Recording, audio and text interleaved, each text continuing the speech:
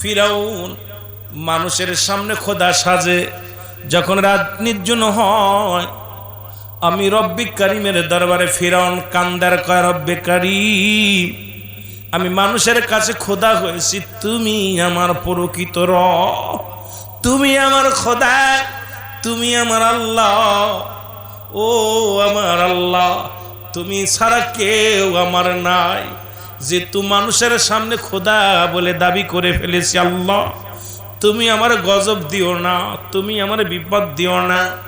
মুসারে এক নাম্বার কারণ হলো মুসা ফিরাউন মানুষের সামনে খোদা সাজে, কিন্তু রাত নির্জন হইলে গোপন হইলে আমি রব্বি কারিম রে খোদা বলে মেনে নেই, এই কারণে আমি আল্লাহ তারে গজব দিই।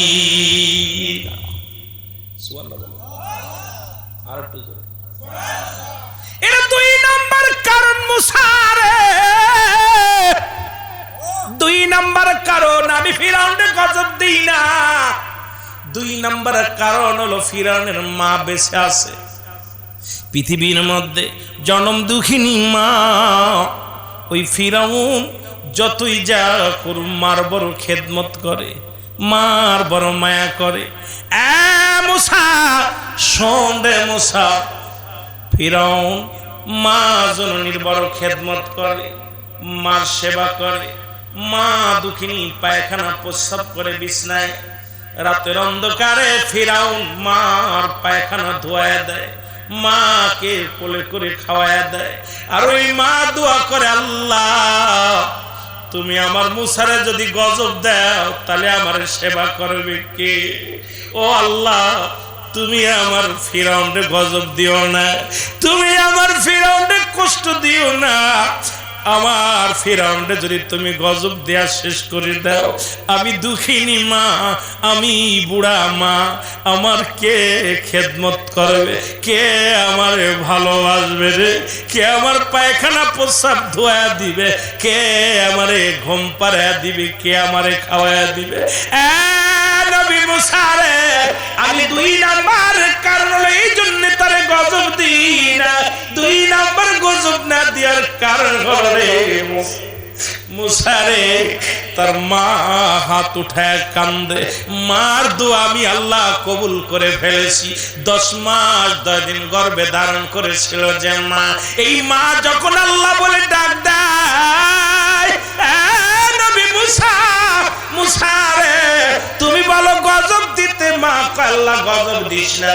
আর ওই মায়ের ওই কষ্টের বাঁধন 10 মাস 10 দিন গর্ভে ধারণ করেছিল যে মা, এই মা রাতের অন্ধকারে আমি রব্বে কারিমের দরবারে হাত উঠায়া দিয়া কয়, রব্বে কারিম রে আমার ফিরাউন রে তুমি কষ্ট দিও না, গজব দিও না, এই কারণে মায়ের দোয়ায় আমি ফিরাউন রে গজব দিই। সুবহানাল্লাহ। শেষ করব আলোচনা, জোরে আল্লাহু আকবার বলো। 3 নম্বর কারণ নবী মুসা, 3 নম্বর কারণ আমি গজব দিই না রে ফিরাউন এতিম ছাত্রদেরকে খাবার দেয়, এতিম কিছু লালন পালন সন্তানেরা এতিম আছে, আজকে মাদ্রাসায় লেখাপড়া করেন যারা, আজকে আলোচনা আমার বাবারা শেষ পর্যায়ে কথাগুলো বলি শুনে নাও। আমার আল্লাহ কয় নবী মুসা রে ফিরাউন তো এতিমদেরকে ভালোবাসে, এই মহল্লার মধ্যে যারা এতিম, যাদের মা নাই, যাদের বাবা নাই, তাদের খাবারের ব্যবস্থা করে দেয়, পড়ার ব্যবস্থা করে দেয়। একটা এতিমখানা আছে, এই এতিমখানা এলাকার যাদের আব্বা নাই, মা নাই, এই শিশু সন্তান, শিশু ছেলে মেয়েরা ওই ফিরাউন তাদের খাবার পড়ার দায়িত্ব নিছে। নবী মুসা এই ফিরাউনকে যদি শেষ করে দিই রে, এই মহল্লার মধ্যে শিশুদেরকে খাইতে দিবে রে, ওই এতিম সন্তান যাদের আব্বা নাই, মা নাই, ও নবী মুসা তাদেরকে কে ভালোবাসবে? যাদের আব্বা নাই রে, যাদের মা নাই, মুসা রে ওই দুঃখিনী সন্তানেরা ফিরাউনের বাড়ি খানা খায়, ফিরাউন তাদের খাওয়ায়। আর ওই বালকেরা দোয়া করে, আল্লাহ ফিরাউনকে তুমি ধ্বংস করো না, ফিরাউনকে তুমি শেষ করে দিও না। যদি শেষ করে দাও আমাদেরকে কে ভালোবাসবে, কে আমাদের খাইতে দিবে, কে আমাদেরকে লালন পালনের দায়ভার নিবে রে? ওই বালকেরা যখন এতিম সন্তানেরা আমার দরবারে হাত উঠা দেয় রে, ওই মা হারা সন্তানেরা, বাবা হারা সন্তানেরা রে, ও নবী মুসা যখন আল্লাহ বলে ডাক দেয়, নবী মুসা রে আমি আল্লাহ সইতে পারি না, তুমি বলো তাদের গজব দিতে, ফিরাউনকে গজব দিয়া শেষ করে দিতে বলো, কিন্তু আমি পারি না। ওই বালকদের মুখের দিকে তাকাইয়া, এতিম সন্তানের মুখের দিকে তাকাইয়া ওই বালকেরা আমি আল্লাহর দরবারে কান্দে, আমি আল্লাহ সহ্য করতে পারি না, এই জন্য ফিরাউনকে আমি গজব দিই। এর 4 নম্বর কারণ নবী মুসা রে। এই কয়টা বিষয় নিয়ে যদি আলোচনা করি রাত কেটে যাবে রে। 4 নম্বর কারণ আমার নবী মুসা কাল্লা, 4 নম্বর কারণটা কি আমার একটু জানা দাও। ডাকতে বলে নবী মুসা শোনো, 4 নম্বর কারণ এই পৃথিবীর মধ্যে আল্লাহ রাব্বুল আলামিন আমি কেন গজব দিই না? এই পৃথিবীর মধ্যে একটা সতী সাথী নারী ফিরাউনের বিবি ওই আসিয়া সারাদিন কষ্ট দেয় ফিরাউন। রাত্র যখন গভীর হয়ে যায়, যাই না আমাদের মধ্যে বইয়া আমার দরবারে হাত উঠায় দিয়া বলে, রব্বে কারীম আমার স্বামীর তুমি গজব দিও না, যদিও তোমার মানে না তো আমার আল্লাহ, আমি নারী স্বামী ছাড়া উপায় আমার কোনো উপায় নেই, স্বামী বিহীন আমি অন্ধকারে হয়ে যাব। রব্বে কারীম তুমি আমার স্বামীরে গজব দিও না, আমার স্বামীরে তুমি ক্ষমা করে দাও, আমার স্বামীরে তুমি মাফ করে দাও। যখন রাত গভীর হয়ে যায় রে, এই সতী নারী যখন স্বামীর জন্য দোয়া করে, আমি আল্লাহ তারে গজব দিই না, এই কারণে গজব দিতে পারি না, কারণ এতই ফিরাউন যতই কষ্ট দেয়, যতই কষ্ট দেয়, যতই তার লাঞ্ছনা দেয়, দুঃখ দেয়, কিন্তু সতী নারী সারা রাত ভরে ভরে কান্দে, সারা রাত ভরে ভরে কান্দে। রাত যত গভীর হয় আসিয়ার কান্না তত বেড়ে যায়। ডাকতে বলে, রব্বে কারীম তুমি আমার স্বামীর গজব দিও না, আল্লাহ আল্লাহ তুমি আমার স্বামীরে কোনো অসুখ দিও না, তুমি আমার স্বামীর বিপদ দিও না। ও নবী মুসা আমারও তো চাই, মন চায়, আমিও তো চাই ফিরাউনের গজবের মধ্যে ফেলি। যখন এই 4টা কারণের জন্য আমি আল্লাহ ফিরাউনের গজব দিতে পারি। এই মুসা ডাকতে কয়, রব্বে কারীম কি শুনাইলা? মুসা কাল্লা এ কি শুনাইলা? ফিরাউনের জন্য এত, ফিরাউনের এই 4টা কারণ আমি জানতাম না। আমার আল্লাহ কয়, নবী মুসা রে ফিরাউনের উপরে দেখো আমার সঙ্গে নাফরমানি করে, কিন্তু তলে তলে পৃথিবীর মধ্যে আমি ফিরাউন যতবার আমি মাওলারে ডাকা রে, রাত যখন নিগুণ হয়ে যায়, যখন রাত গভীর হয়ে যায়, আমি রব্বি কারীমের দরবারে কাঁদতে কাঁদতে চোখের পানিগুলো বুক ভেসে যায়। সুতরাং আলোচনার নাই, এই 4টার উপরে চাইছিলাম আজকে আলোচনা অনেক, ওই কালেমা আরো আসবে। সুতরাং সতী নারী পায় একটা কপাল, ভাগ্য গুণে পাওয়া যায়। সতী নারী যখন স্বামীর জন্য দোয়া করে বিফলে যায় না, কথা মা যার ঘরে আছে, মা এই বড় ভাগ্যবান, মা বাবা যার ঘরে আছে এরা বড় ভাগ্যবান। মা বাবা দোয়া করলে বিফলে যায়।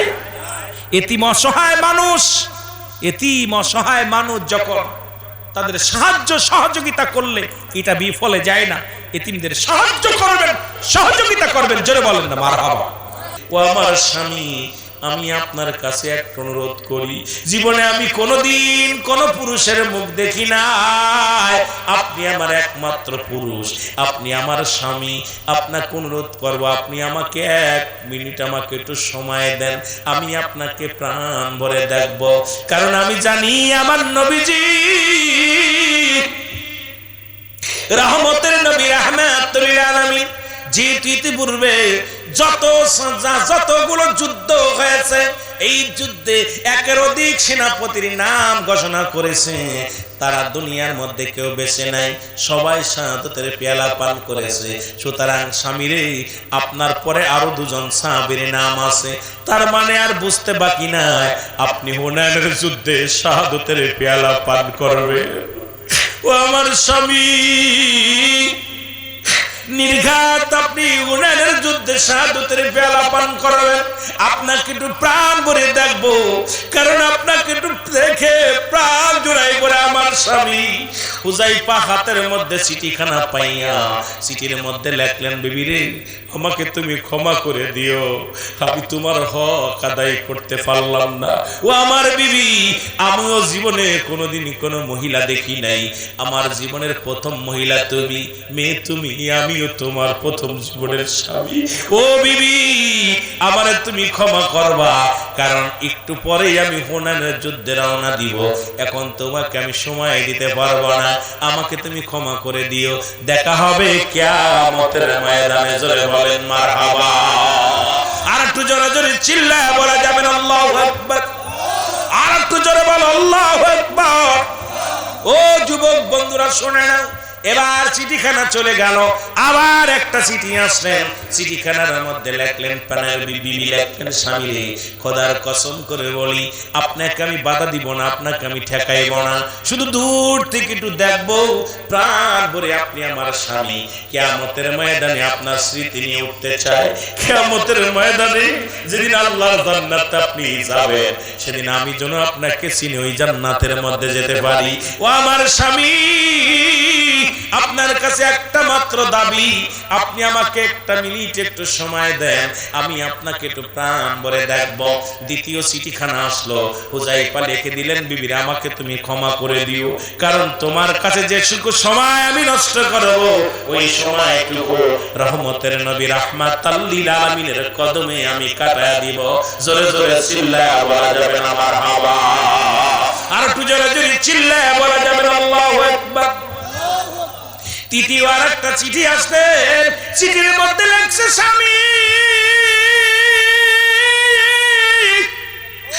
আমি প্রেম বিনোদন করব না রে, আপনাকে ঠকাইব না, বাধাও দিব না, শুধু আসবেন, আপনাকে আমি প্রাণ ভরে এক নজরে দেখতে চাই, আপনাকে আমি দেখি নাই, আপনি আমাকে দেখেন নাই, কারণ আমি কেমনে আপনার পরিচয় নিয়ে কিয়ামতের ময়দানে উঠব, সেদিন যদি আপনি আমারে না চেনেন, আমি যদি আপনাকে না চিনি, দুজনকে দেখি নাই, একটু আসেন রে আমার স্বামী, আপনাকে আমি প্রাণ ভরে দেখব। এই চিঠির মধ্যে লেখলেন, বিবিরা, আমারে ক্ষমা করে দিও, আমি যেতে পারবো না। এই চিঠিখানা যখন পাঠায় দিয়ে হুযায়ফার মনটা খারাপ, 3 বার বিবি আসছে, বিবির চিঠি আছে, 3 বারই ফেরত দিছে। রহমতের নবী ডাকতে বলে, হুযায়ফা, ও আমার হুযায়ফা গো, 3 বার দেখলাম একটা লোক তোমার কদমে আসলো, তুমিও 3 বার একটা কাগজ পড়ে দেখলা, আবার কি যেন লিখে দিলা, চলে গেল।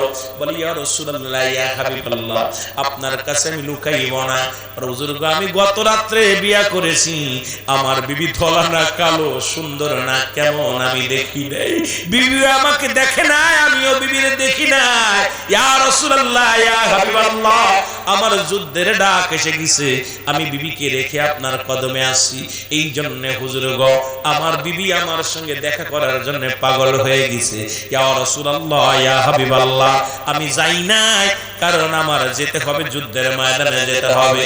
আমার নবী ডাকতে বলে, হুযায়ফা, আমি তোমাকে ছুটি দিলাম, যাও যাও, তোমাকে ছুটি দেয়া হলো, তুমি যাও তোমার বিবির সঙ্গে দেখা করে আসো। হযরত হুযায়ফা রওনা দিয়ে চলে গেলেন, যাইয়া সালাম দিলেন, আসসালামু আলাইকুম হালাল বাইত। ভিতর থেকে আওয়াজ আসে, ওয়ালাইকুম আসসালাম, প্রাণের স্বামী আপনি আসছেন। কয় বিবি রে, তুমি আমার একবারে বুঝলে কেমন করে আমার কথা? বলে স্বামী রে, আপনি যখন আমাকে সালাম বিনিময় করেছেন আমার আর বুঝতে বাকি নাই, কারণ আপনার সালামের মধ্যে এত মায়া, এত ভালোবাসা যে আমার স্বামী ছাড়া এমন সালাম আর কেউ দিতে পারে না। কারণ স্বামীর প্রতি স্ত্রীর কত টান, স্ত্রীর প্রতি স্বামীর কত টান। যাদের এখনো বাসর হয় নাই, শুধু ভালোবাসা, প্রেম বিনোদন, এমন ভালোবাসা, আজকে আমরা পরক্রিয়ার মধ্যে পড়ে গেছি। শুধু অন্য নারীর প্রতি টান, অন্য পুরুষের প্রতি টান, নিজের স্বামীর কণ্ঠও চিনতে পারি না, নিজের স্বামীর প্রতি গুরুত্ব নাই, নিজের স্বামীর প্রতি মহব্বত নাই।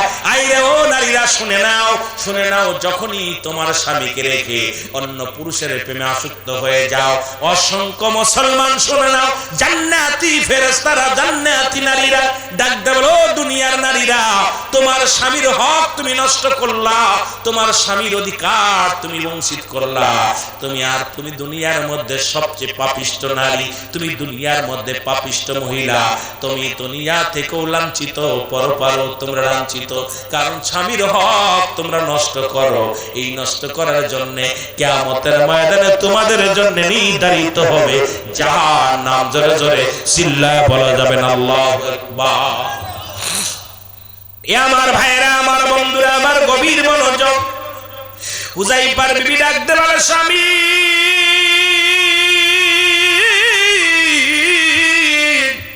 আপনি আসছেন, আপনাকে আমি প্রাণ ভরে দেখবো, আপনাকে আমি বাধা দিব না, ঠেকাইব না। শুধু একটা মাত্র দাবি, আপনি একটু সময় দেন, আমি একটু ওযু করে আসি। ওইবার হুযায়ফা বসে রইলেন, বিবি ওযু করে আসলেন। ওযু করে আসার পরে ডাকতে পারে, স্বামী আপনার কাছে ভালোবাসা চাই না, আপনার কাছে কোনো কিছু চাই না, কারণ আমার নবীজি আপনাকে 1 নম্বর সেনাপতি বানিয়েছে। নির্ঘাত আপনি শাহাদাতের পেয়ালা পান করবেন, এর মধ্যে কোনো সন্দেহ নাই, আমি জানি এর মধ্যে কোনো সন্দেহ নাই। তবে আপনি যাওয়ার আগে একটা মাত্র দাবি, দুজন পাশাপাশি দাঁড়ায়া 2 রাকাত নফল নামাজ পড়তে চায়। হুযায়ফার বিবি ডাকতে বলে, স্বামী শুধু দাঁড়াইব, আপনার পাশে দাঁড়ায়া 2 রাকাত নামাজ পড়তে চাই। হুযায়ফা বলে, বিবি রে নামাজ পড়ো। দুজনই 2 রাকাত নামাজ পড়লেন। নামাজ আদায় করে যাই নামাজের মধ্যে বসে আছে। হুযায়ফা বলে, বিবি রে তাড়াতাড়ি আমার বিদায় দাও। বলে, স্বামী রে বিদায়ের আগে একটা দাবি, আমি একটু দোয়া করতে চাই, ছোট্ট একটু দোয়া করতে চাই। এই দোয়াটা আমি করতে চাই আল্লাহর দরবারে। স্বামী বললেন, বিবি রে সেই অধিকার তোমাকে দিলাম, তাড়াতাড়ি দোয়া করো, কারণ বেশি সময় নাই, জলদি করে চলে যেতে হবে। হুযায়ফার বিবি নামাজ আদায় করে দোয়া করে ডাকতে বলে, আল্লাহ আদম আলাইহিস সালাম দোয়া করেছিলেন, আমার সাথে বলেন, রব্বানা যালামনা আনফুসানা ওয়া ইল্লাম তাগফির লানা ওয়া তারহামনা লানাকুনান্না মিনাল খাসিরিন। তুমি আদম রে দয়া করছো গো আল্লাহ, এই জগতের উপরে আমার করবা গো দয়া আল্লাহ, ওই কঠিন হাসরে গো আল্লাহ, ওই কঠিন বিপদে তুমি ইব্রাহিমকে করছো গো দয়া, নমরুদের আগুনে ও আল্লাহ তুমি আমারে নি করবা দয়া, কঠিন আসরের ময়দানে গো আল্লাহ, ওই কঠিন ও মিজানে তুমি ইউনূস নবীকে করছো গো দয়া মাছের পেটেতে হে আল্লাহ আমারে নি করবা দয়া ওই কঠিন কবরে গো আল্লাহ ওই কঠিন জানে গো আল্লাহ জোরে জোরে চিল্লায়া বলা যাবে আল্লাহু আকবার তুমি মুসা নবীরে করছো গো দয়া তুর পাহাড়ে পাহাড় জইলা করছো গো সুরমা মুসা নাহি জলে আমারে নি করবে দয়া আল্লাহ আমারে নি করবে দয়া ওই ঘর নিদানে গো আল্লাহ এই পাপী করি ফরিয়াদ দরবারে এই পাপী করি দোয়া তোমার দরবারে কত নবীরে করছো গো দয়া ওই পরীক্ষায় ফেলিয়া সে জামানার পাপী আমি গো আল্লাহ করো দয়া হাসর ময়দানে গো আল্লাহ করো দয়া হাসর ময়দানে জোরে জোরে চিল্লা বলা যাবে না মারহাবা আর একটু জোরে জোরে চিল্লা বলা যাবে না আল্লাহু আকবার এর কত নবী কত ওলি ও যুবক আদম আলাইহিস সালাম কয় ও আমার রব ও আমার প্রতিপালক আমার আল্লাহ আমি জালিমদের অন্তর্ভুক্ত হয়ে গেছি আমারে তুমি ক্ষমা করে দাও এটা আমার কথা না আদম নবী নিজেই বলছে রব্বানা জালামনা আল্লাহ ও আমার রব ও আমার প্রতিপালক তুমি আমি জালিমদের অন্তর্ভুক্ত হয়ে গেছি আমারে তুমি ক্ষমা করে দাও ইউনূস আলাইহিস সালাম বলে লা ইলাহা ইল্লা আনতা সুবহানাকা ইন্নী কুনতু মিনাজ জালিমিন ইউনূস আলাইহিস সালাম ডাক দে আমার আল্লাহ আমিও জালিমদের অন্তর্ভুক্ত গেছি আমারে তুমি ক্ষমা করে দাও আর তুমি এত বড় নিকৃষ্ট জাতি একবারও ক্ষমা চাও না আরে একবার চোখের পানি ছেড়ে কান্দো না কারণ পরবর্তী সময় তোমার আমার জন্য কি নিয়ামত বয়ে আনতেছে কেউ জানি না এখান থেকে বাড়ি ফিরে যেতে পারবেন এমন কোন ব্যক্তি আছেন একটু হাত উঠায় বলেন সকাল পর্যন্ত বেঁচে থাকবেন কিডা কিডা ফজরের নামাজ পর্যন্ত কে কে বেঁচে থাকবেন কেউ গ্যারান্টি দিতে পারবো না আজরাইল যে কোনো মুহূর্তে আসতে পারে বুড়াটা বেঁচে থাকবে জোনটা চলে যাবে জোনটা বেঁচে থাকবে বুড়োটা চলে যাবে আজরাইল কোনো বড় ছোট বুঝবে না যখন হুকুম আসবে তখনই চলে যেতে হবে জোরে জোরে বলেন ঠিক কি না তুমি মুসা নবীরে করছো গো দয়া ওই নায় পাহাড়ে আমারে নি করবা দয়া গো আল্লাহ কঠিন হাসরে গো আল্লাহ ওই কঠিন বিপদে তুমি ইউনূস নবী ইউসুফ নবীকে করছো গো দয়া কুয়াতে ফেলিয়ে আমারে নি করবা দয়া গো আল্লাহ ওই কঠিন হাসরে গো আল্লাহ কঠিন জানে তুমি আইয়ুব নবীকে করছো গো দয়া ওরে কুষ্টি রোগ দিয়ে আমারে নি করবা দয়া গো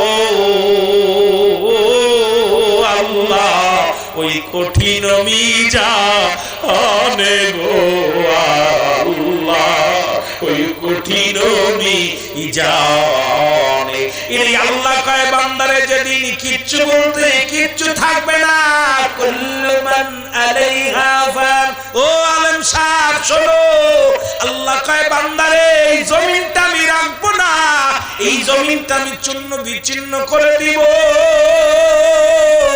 এই জমিনের মাটিগুলো পুড়ে ছাই বানায় দিব, এই জমিনের পানিগুলো পুড়ে আমি কি বানায় দিব, ও যুবক এই তামা বানায় দিব, মাটিগুলো পানিগুলো পুড়ে ছাই বানায় দিব। যেদিন কিচ্ছু বলতে কিচ্ছু থাকবে না, থাকবে শুধু আমার আল্লাহ। এই জন্য আমরা দয়া চাবো কার কাছে? আরো জোরে বলেন কার কাছে? আর একটু জোরে বলো কার কাছে? আওয়াজে জোর নাই, মনে হয় আপনার দ্বিতীয় খোদা আছে। কে কে? আরো জোরে বলেন কে? এই আল্লাহ কয় বান্দারে, যেদিন কিচ্ছু বলতে কিচ্ছু থাকবে না, সেদিন থাকবো শুধু আমি আল্লাহ, আর আমি থাকবো আমার হাবিবের ভালোবাসা নিয়ে। সুতরাং আমরা যতদিন বেঁচে আছি গোলামি করব আল্লাহ, আর ভালোবাসবো আমার নবীর সত্য ইসলামের জন্য। আমরা কি করব? নবীর আদর্শ এই জীবনটা গর্ব। জোরে বলেন ঠিক কিনা? আরো জোরে বলেন ঠিক কিনা? এখন আমার নবী জীবনও বিড়ি খায় না, আমরা বিড়ি টানি কোথাও। আরে আমার নবী জীবনে মদ খাইছেনি, আমরা এখন মদ খোর। আমার নবী কোনদিন গাঁজা খাইছেনি, আমরা এখন গাঁজা খোর। আমার নবী দিকে সুদ খাইছে, আমরা এখন এই কথা কন কি কর? সুদ খোর।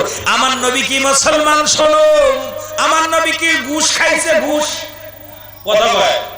আমার নবী তো ঘুষ খান না, আমরা এখন ঘুষ খোর কথা কয় না? আমরা এখন কি খোর? ঘুষখোর, মদখোর, নারীখোর। আর কই আমরা নবীর সুন্নাত মানি, নবীর উম্মত। রে কপাল পুরা শোন, তোর মতো এই রকম বদমাইশ দু পায়ে জানোয়ারের দরকার নাই। যদিও মনে করবেন না, আপনি বলতে পারেন হুজুর আমার এত বড় একটা গালি দিল, কারণ সমস্ত জাতির মধ্যে সর্বোচ্চ শ্রেষ্ঠ জাতি হলো মানব জাতি। সেই মানব জাতি যখন ঘুষ খায়, সুদ খায়, যখন সেই মানব জাতি যখন মুসলমান বিড়ি খায়, সিগারেট খায়, গাঞ্জা খায়, নারী খায়, এরা মানুষ থাকেন, এরা জানোয়ারে পরিণত হয়। জোরে বলেন ঠিক কিনা? আর একটু জোরে বলেন ঠিক কিনা? সুতরাং নবীর সুন্নাত মানেন না, নবীর উম্মত বলে দাবি করতে হলে নামাজ ছাড়া যাবে না। নবীর উম্মত বলে দাবি করতে হলে আজ থেকে আর বিড়ি টানা যাবে না। নবীর উম্মত বলে দাবি করতে হলে আজ থেকে নিজের বউটা নিয়ে সন্তুষ্ট হতে হবে, অন্যর বউর দিকে তাকানো যাবে না। নবীর উম্মত বলে দাবি করতে হলে আজ থেকে গাঞ্জায় টান দেওয়া যাবে না। নবীর উম্মত বলে দাবি করতে হলে আজ থেকে মদে টান দেওয়া যাবে না। আজ থেকে নবীর উম্মত বলে দাবি করতে হলে আজ থেকে সুদ খাওয়া যাবে না, ঘুষ খাওয়া যাবে না। বুকে হাত দিয়ে আজ থেকে তওবা করবে। আমরা দয়াল নবীর উম্মত, আজ থেকে আমরা ইসলামের জন্য জীবন দিয়া দিব। 5 ওয়াক্ত সালাত আদায় করব। হালাল খাইতে না পারলে হারাম যেন না খায়, কারণ হারাম যেন না খায় যেন মরণ হয়ে যাক, তবু হারাম বক্ষণ করতে রাজি নাই। কে কে রাজি আছেন একটু হাত তুলে দেখায় দেন আল্লাহ। একটু জোরে বলেন আল্লাহু আকবার, নারায়ে তাকবীর। আর একটু জোরে বলেন নারায়ে তাকবীর, নারায়ে রিসালাত। কষ্ট হচ্ছে না আপনাদের? কষ্ট হচ্ছে? এখন মুখে বলবেন নবীর উম্মত, সপ্তাহে 30 দিন শেভ করবেন। কত বল? হ্যাঁ, কয়টা আউলাদে ওলি? ওরে জুতা মারেন তালে, জোরে কোন ঠিক কিনা? ওরে আউলাদে জলিদ বইলা দাবি করে, আউলাদে কুতুব বলে দাবি করে, আবার মুখের মধ্যে কয় বিড়ির গন্ধ, মুখের মধ্যে কয় গান্ধার গন্ধ, মুখের মধ্যে কয় তাড়ির গন্ধ, মুখের মধ্যে কোনোদিন প্রস্রাব করেও পানি নেয় না। আবার তারা কয় আউলাদ ওলি, আউলাদে নবী, আউলাদে অমুক। আমি অনুরোধ করে যাব মুসলমান শুনে নাও, রাসূলুল্লাহর আদর্শ যদি তোমার মধ্যে না থাকে কিসের মুসলমান? যখন ঠিক কিনা? রাসূলুল্লাহর আদর্শ যদি তোমাদের মধ্যে না থাকে, নবীর আদর্শ, নবীর কাছে 5টা জিনিস প্রিয় ছিল। নাম্বার 1, 1 নম্বরে নবীর কাছে প্রিয় ছিল নামাজ। এখন নবীর উম্মত বলে দাবি করতে হলে আজ থেকে নামাজ ছাড়া যাবে না, কারণ রাসূলুল্লাহর উম্মত বলে যদি দাবি করতে হয় 1 নম্বরে নামাজ, নামাজ, নামাজ। কাফের এবং মুসলমানদের মধ্যে পার্থক্য হলো নামাজ। 1 নম্বরে নামাজ। জোরে বলো আল্লাহু আকবার। ছেড়ে দিব? কষ্ট হচ্ছে আপনাদের? তারপরে কাছে নি কথা কয় না আছে, সারা দিন বেশি কষ্ট দিব না আপনাদের। 1 নম্বরে কি?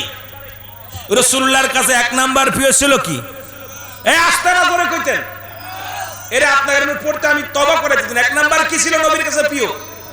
এখন নামাজ যারা পড়ে না এরা কি নবীর উম্মত হতে পারে? যারা বলেন পারে।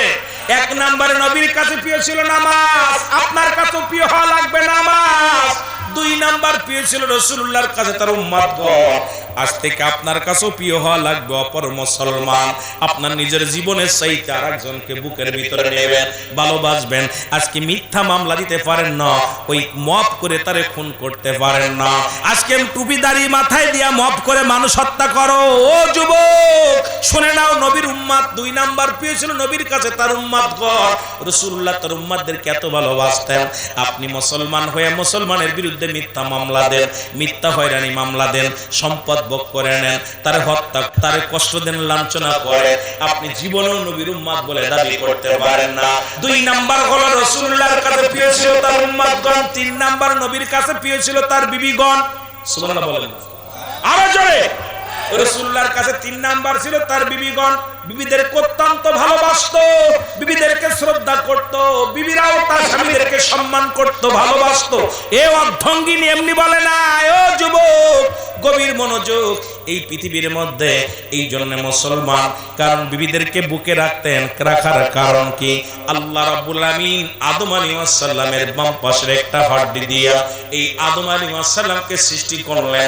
মেয়েদের জায়গা পৃথিবীর মধ্যে কোথায় নাই? মেয়েদের জায়গা পায়ে নয়, মেয়েদের জায়গা হাতে নয়, মেয়েদের জায়গা বুকে। মুসলমান বুকের মধ্যে মেয়েদের, এই জন্য স্বামীর বুকে স্থান হলো নারীদের। মারহাবা বলো, আর একটু জোরে বলো, আর একটু জোরে।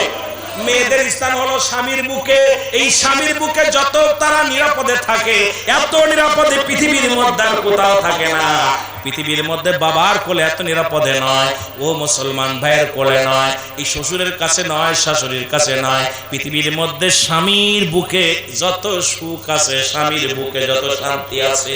এই জন্য মেয়েরা স্বামীর বুকে গেলে শান্তি পায়। এই জন্য মেয়েদের স্থান আল্লাহ রাব্বুল আমিন স্বামীদের বুকে দিয়েছে। আর একটু জোরে। এখন এগুলোর প্রতি রাসূলুল্লাহ তার রাসূলুল্লাহর কাছে তিন নাম্বার প্রিয় ছিল তার বিবিগণ। আজ থেকে নিজের বউটা ভালোবাসবেন, অন্য দিক নজর দিবেন না। অন্য দিক নজর দিলে মনে করেন ওটার বাও নজর, ওটা খারাপ নবীর উম্মত নয়, ওটা নবীর উম্মত হতে পারে না, ওটা বদমাইশ। জোরে কোন ঠিক কি না? ওটা বদ, সুবিধাবাদী, ফিরাউনের আওলাদ, নমরুদের আওলাদ। জোরে কোন ঠিক কি না? আমার বাবারা, আমার চার নাম্বার রাসূলুল্লাহর কাছে প্রিয় ছিল সুগন্ধি জিনিস। সুতরাং আজ থেকে যারা মদ গাঁজা খায় মনে করবেন ওটা নবীর উম্মত হতেই পারে না। নবীর উম্মত যারা হবে সে জীবনেও গাঁজা মদ খাবে না। কথা ক্লিয়ার? কথা ক্লিয়ার? কে ভালোবাসলাম না বাসলো কিচ্ছু যায় আসে না। যেহেতু রাসূলুল্লাহর উম্মত বলে দাবি করতে হলে আজ থেকে মদ গাঁজাইও আবাস মুসলমান ঘুষ সুদ এগুলো চলবে না। কারণ রাসূলুল্লাহর কাছে যেগুলো প্রিয় ছিল আমাদের প্রিয় হওয়া লাগবে। জোরে বলেন ঠিক কি না? আর একটু জোরে বলেন ঠিক কি না? সুতরাং আমি যেদিকে যাইতেছিলাম আলোচনা, এ যুবক দিলের কান্ডা লাগা শুনে নাও। যুদ্ধের ময়দানে চলে গেলেন। এবার বিবির, মুসলমান বিবি বললেন, দোয়া করলেন। কি দোয়া করলেন? এবার বিবি কয়, স্বামীরে আমি নামাজ শেষ করলাম, আপনার কাছে একটা মাত্র দাবি, আমি দোয়া করব, আপনি দোয়ায় শরীক হবেন। আপনি হাত উঠাইবেন, আমিও হাত উঠাইব। বিবি হাত উঠাইলেন, স্বামীও হাত উঠাইলেন। দোয়া করে ডাক দে বলে, রব্বি কারীম, ও আমার আল্লাহ, আল্লাহ আমি সতী নারী তোমার কাছে হাত উঠাইয়া দিলাম। আমার স্বামী যাচ্ছে হুনাইনের যুদ্ধে। আল্লাহ আমি স্বামী বিহীনে কেমনে জীবন কাটাইব দুনিয়ার মধ্যে? সবেমাত্র বিয়ে হলো, বাছর হয় নাই। আল্লাহ গো, তুমি আমার স্বামীকে আমার বুক থেকে কেড়ে নিও না। আমার স্বামীকে তুমি গাজী বানাইয়া আমার বুকে তারে ফিরা দাও।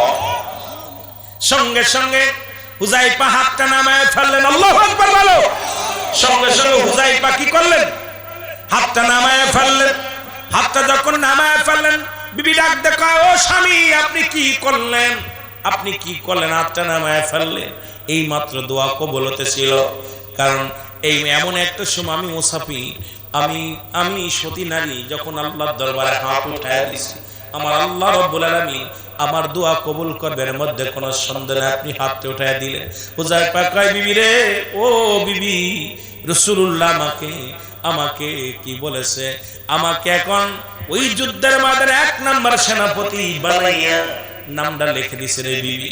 সুতরাং আমি হুযায়ফা হুনাইনের যুদ্ধে শাহাদাতের পেয়ালা পান করব, আমার পরে আরো দুজন সাহাবী আছে। সুতরাং বিবি তুমি আমাকে বাধা দাও, আমার জন্য দোয়া করো। বিবি, বিবি রে, তুমি ভুল করতেছো, আমি হব শহীদ, তুমি বানাইতে চাও গাজী, সম্ভব নয় বলে দোষ শুরু করলেন। হাতটা ছেড়ে দিয়ে যখন দৌড়ায় চলে গেলেন, যুদ্ধের ময়দানে গেলেন, যা পর অনেকগুলো সৈন্যের সঙ্গে মোকাবেলা করে হযরত হুযায়ফা রাদিয়াল্লাহু তাআলা শাহাদাতের পেয়ালা পান করলেন। জোরে জোরে চিল্লায়া বলা যাবে আল্লাহু আকবার, আর জোরে জোরে চিল্লায়া বলা যাবে আল্লাহু আকবার। শাহাদাতের পেয়ালা পান করলেন। রাসূলুল্লাহ সাহাবীদের লাশগুলো আনতে বললেন।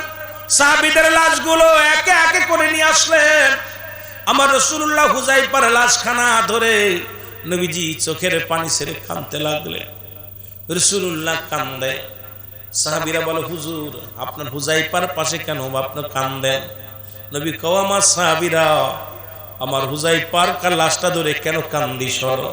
আমার হুযায়ফা পৃথিবীর মধ্যে সুন্দরী নারী, মক্কা মদিনার সব চাইতে সুন্দরী নারী। আমার হুযায়ফারে ঠেকাইতে পারে না। আমার হুযায়ফা আমি নবীরে ভালোবেসে জীবন দেয়া গেছে, প্রমাণ করে দিছে পৃথিবীর মধ্যে সুন্দরী নারী নয়, ধন সম্পদ নয়, দুনিয়ার অষ্টলিকা টাকা পয়সা কিছু নয়। কারণ এই পৃথিবীর মধ্যে নবীর প্রেম হলো প্রকৃত ভালোবাসা। আজকে নবীর প্রেমে জীবন দেয়া দিছে আল্লাহর গোলাম হযরত হুযায়ফা। জোরে জোরে চিল্লায়া বলা যাবে না মারহাবা। এ আমার ভাইরা, আমার বন্ধুরা, আমার এমন সময় হুযায়ফার বিবি আসলেন। দূর থেকে সালাম দা, আসসালামু আলাইকুম। এ নবীর সাহাবীরা, আমার রাসূলের কদমে যার একটু সুযোগ করে দাও। বললেন, নবীজি কদমে একটা আমাকে যাওয়ার সুযোগ করে দাও। নবীর সাহাবীরা যায় বলেন, ইয়া রাসূলুল্লাহ, ইয়া হাবিবাল্লাহ, হুযায়ফার বিবি আসছে আপনার সঙ্গে সাক্ষাৎ করার জন্য, কথা বলার জন্য। নবীজি বলেন, আসতে বলো। নবীজি পর্দায় গেলেন, পর্দায় যে দাঁড়াইলেন। হুযায়ফার বিবি আসলেন, সালাম বিনিময় করলেন, আসসালামু আলাইকুম ইয়া রাসূলুল্লাহ, ইয়া হাবিবাল্লাহ। আমার নবী কয়, হুযায়ফার বিবি তুমি কি বলতে চাও? বলি, ইয়া রাসূলুল্লাহ, ইয়া হাবিবাল্লাহ, আমি কিছু বলতে চাই না, শুধু একটা মাত্র দাবি করতে চাই, একটা দোয়া করতে চাই, আপনার কাছে দোয়া করতে বলবো। সেই একটা দাবি হলো, আমি আমার স্বামীর সোহাগ পাই নাই, ভালোবাসা পাই নাই। আমি দুনিয়ার মধ্যে আমি স্বামীর অপেক্ষায় থাকবো, অন্য কোন পুরুষের কাছে আমি আর নয়। আপনি দোয়া করবেন আমি যেন আমার সতীত্ব রক্ষা করে এই দুনিয়ার মধ্যে আমি থাকতে পারি। কিয়ামতের ময়দানে ইন্তেকালের পরে আমার স্বামীর সঙ্গে যেন আমার বাসর হয়। কত ভালোবাসার আমাদের বিবিগুলো। 2 মাস বউ থেকে বাড়ি থেকে গেলে আইসা দেখে বউ আর বাড়ি নাই, বিদেশে গেছে। আমার ভাইয়েরা কত কষ্ট করে টাকা রোজগার করার জন্য, আয়া দেখে বাড়ি বিবিও নাই, টাকাও নাই, অ্যাকাউন্টও নাই। আয়া দেখে পাগল বোন নামে অ্যাকাউন্ট করে তুলে গেছে। আয়া দেখে জিরো, বাপ মারে ফাঁকি দিয়া বউকে খুশি করার জন্য বোন নামে অ্যাকাউন্ট করছে। দেখা যায় আসার পর বউ নিজেও ফাঁকি দিছে, টাকাও গেছে। কারণ আজকে আমার নবীর সাহাবীরা শিক্ষা দিছে যে স্বামীর হক পৃথিবীর মধ্যে মুসলমান এই জন্য 3 শ্রেণী। আমি বারবার বলছি, 5টা গুণের নারী বিবাহ করতে বলছি ইসলাম। তার মধ্যে বাবারা আমার শুনে নাও, এ আমার যুবকেরা, যুবতীরা শুনে নাও। অনেকেই চলে যাচ্ছেন, খোদা লাগছে, ছেড়ে দিব, 12টা বেজে গেছে। কারণ এখন 12টা পার হয়ে গেছে, আপনাদের আর কষ্ট দিব না। 1 নাম্বার হলো সতীত্বের আমানতদারি। জোরে বলেন মারহাবা। 1 নাম্বার মেয়ে হলো, ইসলাম বলছে সতীত্বের আমানতদারি। কি দারি? সতীত্বের আমানতদারি। 1 নাম্বার হলো, যাদেরকে বিয়ে করার কথা বলছে ইসলাম, ভালো করে লিখে নেন। 1 নাম্বার হলো সতীত্বের আমানতদারি। আজকে এগুলো ঠেকানো বড় মুশকিল। কারণ মামাতো ভাই, খালাতো ভাই, ফুফাতো ভাই জায়গিরি লজিং মাস্টার গুলো শেষ করে দিই সমস্ত। কারণ আজকে ক্লাস 7 এর মেয়ে, ক্লাস 6 এর মেয়ে, ক্লাস 7 এর মেয়ে, 11 বছরের মেয়ের গর্ভে 6 মাসের গর্ভবতী যে মেয়ে হতে পারে, আর বুঝতে বাকি নাই। কারণ আজকে আমার সমাজ কত নোংরা হয়ে গেছে। ও মুসলমান শুনে নাও, মক্তবে পড়তে আসছে নারীরা, ছোট কিশোর মুসলমান শুনে নাও, ক্লাস 3 ছাত্রের পেটে সন্তান দিয়ে দিচ্ছে। এগুলো শুনতেও কষ্ট হয়, মানতেও কষ্ট হয়। কারণ এই মানো আজকে আমাদের দেশে কিছু ওই বলৎকার লূত আলাইহিস সালামের বংশধর আছে। ওই লূত আলাইহিস সালামের বিবি বাইলার, ওই বাইলার ছিল ওই জিনাকারী, নারীতে নারী জিনা করত। পৃথিবীর মধ্যে 3 জন নিকৃষ্ট নারী, তার মধ্যে একজন লূত আলাইহিস সালামের বিবি। ও মুসলমান শুনে নাও, ওই তৎকালীন জামানার মধ্যে ওই বাইলার ছিল মুসলমান শুনে নাও, পুরো নারীতে জিনা করত। এখন পত্রিকার মধ্যে দেখি প্রায় নারীতে জিনা হয়। এই যে কদিন আগেও দেখলাম 2 মেয়ে তারা হোটেলের কোথায় গেছে, হাসপাতালের মধ্যে, কোথায় হাসপাতালে গেছে চিকিৎসার জন্য, সেখানে নিরাপত্তা নাই। মরণ মুসলমান, হাসপাতালে নিরাপত্তা নাই, মরগেও শান্তি না, মরা পরও ডোমের হাতে জিনার শিকার হয়। এই হলো আমার দেশ। এই বর্তমান যেহেতু রুহুল আমিন সিদ্দিকী বাস্তববাদী বক্তা, কিছু কথা বলাই লাগে, কষ্ট হয়। এই জন্য বলি, নিরাপদ আছে কোথায়? মাদ্রাসায় নিরাপদ নাই, মসজিদে নিরাপদ নাই, স্কুলে নিরাপদ নাই, কলেজে নিরাপদ নাই, হাসপাতাল নিরাপদ নাই, মরেও শান্তি নাই। জোরে কোন ঠিক না? মরেও শান্তি নাই, মরগেও জিনা, মরগেও জিনা। এই হলো আমার বাংলাদেশ, সোনার বাংলাদেশ। এই হলো সোনার বাংলাদেশ, সোনার ছেলেরা। এই জিনা 1 নাম্বার। ও যুবক শুনে নাও, শুনে নাও, কথাগুলো বলতে গেলে বড় কষ্ট হয়। আজকে আমাদের হাত থেকে, নরপশুদের হাত থেকে বাঁচার মতো পথ নাই। আমি ইসলামের বিধান আমি বারবার বলি, যদি কোনো ব্যক্তি জিনা করে, যদি কোনো পুরুষ জিনা করে, যদি অবিবাহিত হয়, জিনার শাস্তির বিধান হলো, যুবকরা শুনে নাও, যদি অবিবাহিত হয় 100 ডুরা তার গায়ের মধ্যে মারতে হবে। ওই নারী পুরুষ দুজনকেই মারতে হবে, এমন ভাবে মারতে হবে যেন সে কয়েকটা ডুরা মারার পর যেন মারা যায়। এই মারা গেলে তাকে দাফন কি করাবেন? গোসল করাবেন, দাফন কাফন পরাবেন, জানাজা পড়বেন, দাফন করবেন, এবং বাকি যে বেতের আঘাতগুলো থাকবে এগুলো তার কবর উপরে দিয়ে মারতে হবে। আর বিবাহিত নারীদের জিনা শুনে নেন, বিবাহিত নারীদের জিনার শাস্তির বিধান শুনে নেন, যুবকেরা শুনে নেন। আজকে বিবাহিত নারী, বিবাহিত পুরুষ যারা জিনা করে, শাস্তির বিধান হলো তো মাটির নিচেই পুঁততে হবে। যুবক শোন, এরপর যত জিনা করবি কর। আগে ইসলামের বিধান, কোরআনের আইন শুনে নাও। যেহেতু তাফসীর মাহফিল, আগে বললাম আমি সাবজেক্ট বাই সাবজেক্ট আলোচনা করা সুযোগ হলো না, কারণ অনেক লম্বা আলোচনা। এই জন্য আমি আপনাদের উপরে অনেক আলোচনা করার জন্য এমনি আমি অনেক দিকে চলে গেছি। একটা বিষয়ের উপরে ঠিক রাখতে এখনো পারি নাই, কারণ শেষ করতে পারা সম্ভব নয়। আমি যুবকদের বলে যাই, যদি কোনো বিবাহিত নারী, বিবাহিত পুরুষ জিনা করে, সর্বপ্রথম তাকে নাভি পর্যন্ত তার মাটির নিচেই পুঁততে হবে। এরপরে কঙ্কাল নিক্ষেপ করতে হবে, পাথর ছুঁড়ে মারতে হবে। যতক্ষণ পর্যন্ত মৃত্যুবরণ করবে না, ততক্ষণ পর্যন্ত মারা বন্ধ হবে না। যখন নিশ্চিত হয়ে যাবেন মারা গেছে, মারা যাওয়ার পর এবার তার কঙ্কই মৃত্যুদেহখানা মাটি খুঁজে উঠাইতে হবে। উঠাইয়া পৃথিবীর মধ্যে কোন বিবাহিত নারী, বিবাহিত পুরুষ তারা দাফন পাবে না, দাফন পাবে না, কাফন পাবে না, জানাজা পাবে না। কারণ পৃথিবীর কোন মাটির মধ্যে তাদের দেওয়া যাবে না। দিবালয়ে কুকুর শিয়াল দিয়ে লাশটা খাওয়াই দিতে হবে। একটা যদি খাওয়াই দিত, আমার দেশের মানুষ যদি একটা বিচার করতো, আল্লাহর কসম, খোদার কসম করে বলি, বাংলাদেশ থেকে চিরতরে জিনা ব্যভিচার পালায় যেত। বলেন ঠিক কি না? কোন বিবাহিত নারী, কোন বিবাহিত পুরুষ জিনা করলে তাকে কাফন দেওয়া যাবে না, তাকে দাফন দেওয়া যাবে না, তার জানাজা পড়া যাবে না। আজকে দেখায় জিনা করে জেলে গেলে ফুলের মালা গলায় নিয়ে ঘরে ফিরে আসে, এদের মার্কেট বাড়ে, ভাইরাল হয়ে যায়। এই জিনাখোর! এই জন্য 1 নাম্বার হলো সতীত্বর আমানতদারি। 1 নাম্বার কি? আরো জোরে বলেন, 1 নাম্বার কি? 1 নাম্বার সতীত্বর আমানতদারি। 2 নাম্বার হলো পৃথিবীর মধ্যে আমলদারি নারী।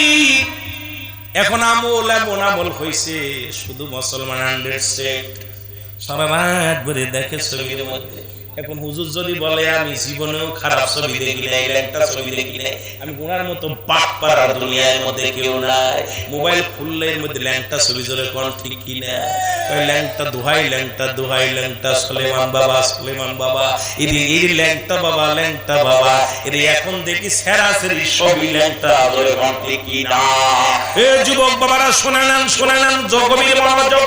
সুতরাং পৃথিবীর মধ্যে 2 নাম্বার হলো আমলদারি নারী, 3 নাম্বার হলো পৃথিবীর মধ্যে মুসলমান শুনে নাও পর্দাশীলতা নারী। সুবহানাল্লাহ, পর্দাশীলতা নারী।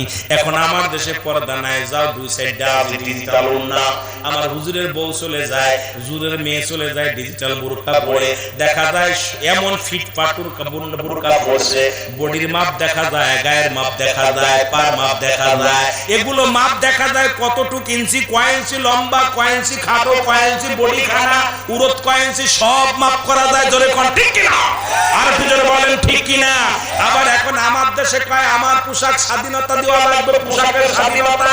এই সমস্ত নাস্তিকরা আবার দেশের প্রধান হয়ে যায়, যারা দেশের স্বাধীনতা, যারা পোশাকের স্বাধীনতা চায়, উলঙ্গ হয়ে রাস্তায় নামে, উলঙ্গ হয়ে যারা রাস্তায় স্লোগান দেয় পোশাকের স্বাধীনতা দেওয়া লাগবে, এরা যদি এই চেয়ারের মধ্যে বসে জগৎটা শেষ, বাংলাদেশ শেষ। জোরে বলে ঠিক, আরো জোরে বলো ঠিক কিনা?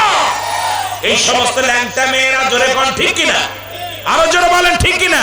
ওই তসলিমা নাসরিনের মতো যদি কয় পুরুষরা একাধিক বিয়ে করতে পারলে আমরা কেন পারবো না? কথা কয় না রে? তসলিমা নাসরিন কি কইছিল? যদি পুরুষ যদি একাধিক বিয়ে করতে পারে আমরা কেন পারবো না? আমরা একাধিক বিয়ে করব। পুরুষেরও 2-3টে বউ থাকতে পারে, আমাদেরও 2-3টে জামাই থাকবে, রাত্রে একটা, দুপুরে একটা, বিকেলে একটা, সকালে একটা। ওরা যদি পারে আমরা কেন পারবো না?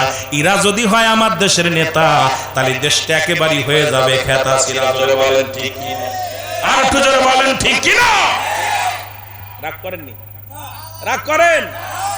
দেখলাম ওই পোশাক যেটা স্বাধীনতা চাইছে, পোশাকের স্বাধীনতা, এই ল্যাংটা বাহেফানা সেও যায় আমার মমতা আফার মতো।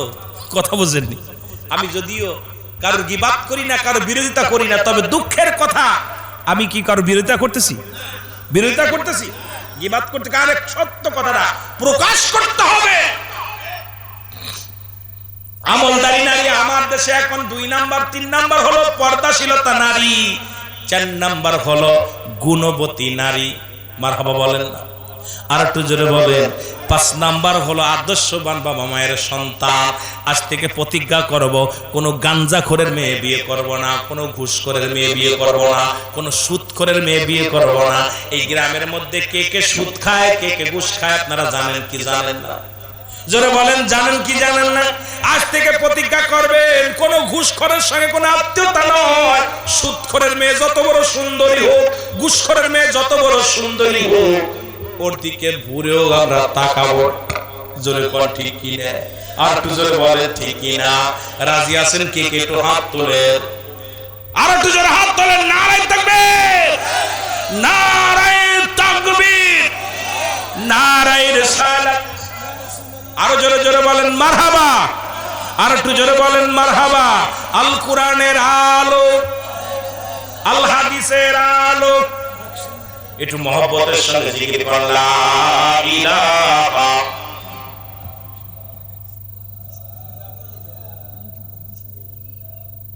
এ লা ইলাহা।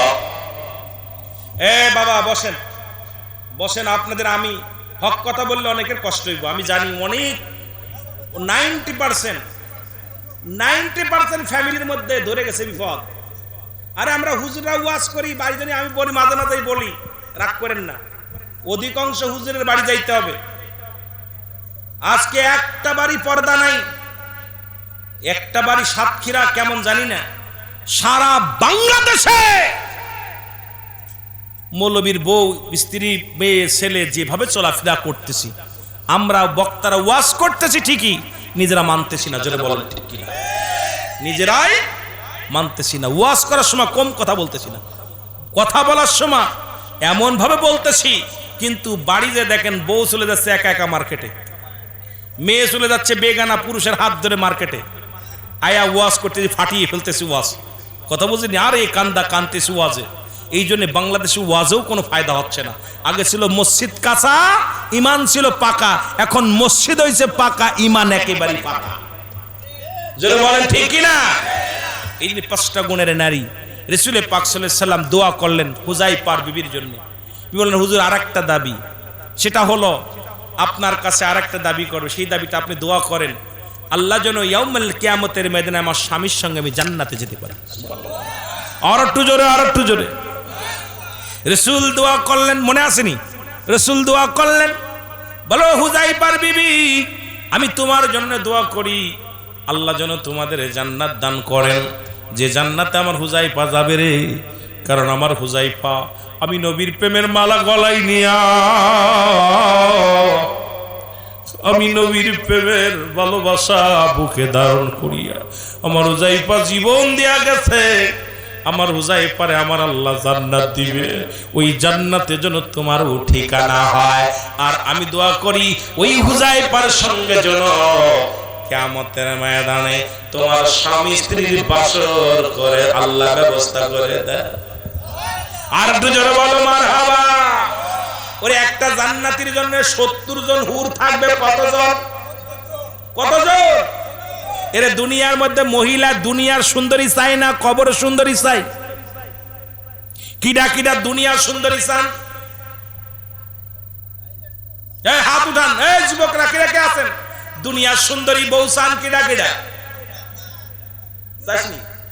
এইবার জান্নাতি 70টা হুর চাই কে কে? মারহাবা বলে। কয়টা? কয়টা? এরা জোরে বলো কয়টা? ওই দুনিয়ার আপনাদের গ্রামটার নাম কি? হ্যাঁ, ও শ্রীকণ্ঠপুরের জমিনের মধ্যে যদি কোনো একটু সুন্দরী চেহারা থাকে কোন নারী, ছেলেদের স্যান্ডেল ক্ষয় হয়ে যায়, খালি হাঁটতে হাঁটতে ওই বাড়ির কাছে বারে বারে গুল্লি দেয়, বারে বারে গুল্লি দেয়। আমি কই গুল্লি বাদ দিয়া বারে বারে মসজিদে গুল্লি দে, 5 বার সিজদা দে, 5 বার মসজিদে আয়, ঠিক কিনা? একটু সৎভাবে চরিত্র কন্ট্রোল কর।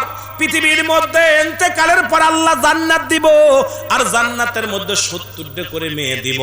এই নারীদের এমন ভাবে চেহারা হইব যে চেহারা ওই হুরেদের চেহারা পৃথিবীর মধ্যে যদি একটু আঙ্গুলটা যদি বাইর করত, দুনিয়ার এই লাইট, দুনিয়ার সূর্যের আলো তাদের কাছে হার মেনে যেত। মারহাবা বলো।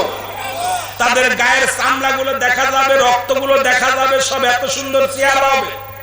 একটা নয়, দুটি নয়, 70টা করে দিবে। কয়টা? জোরে বলেন কয়টা? শুধু আপনাদের দিবে না, মেয়েদেরও দিবে। আমি মাগেরে বলি, মা ও আমার মা, শোনো মা বোনেরা, ওই লিপস্টিক আলতা মেখে আর ঘোরাঘুরির দরকার নাই। ওরে স্বামী, দুনিয়ার স্বামীর খেদমত করবি, সতীত্বের আমানত ঠেকায় রাখবি, পৃথিবীর কোন পুরুষের কাছে বিলিয়ে দিবি না। ইন্তেকালের পরে যখন জান্নাত পাবি 70টা করে গেলে মান দিবে। আমার মতো কালো মানুষ দিব না, কালো মানিক দিবে না। এত সুন্দর চেহারা এই পৃথিবীর মধ্যে সব চাইতে সুন্দরী চেহারা 70টা যুবক তোরে খেদমতে দিয়ে দিবে আল্লাহ। এরা যারা বলেন কয়টা? আমার আপনার মতো দিব না।